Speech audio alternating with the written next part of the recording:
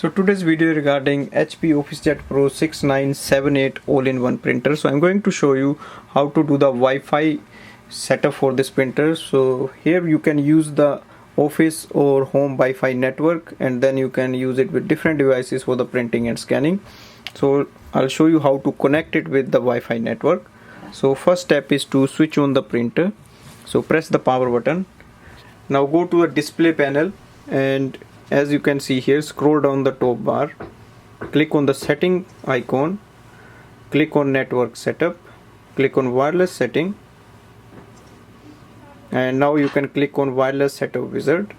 Now it will search for the available routers, and then you have to select the router or Wi-Fi and then enter the password there.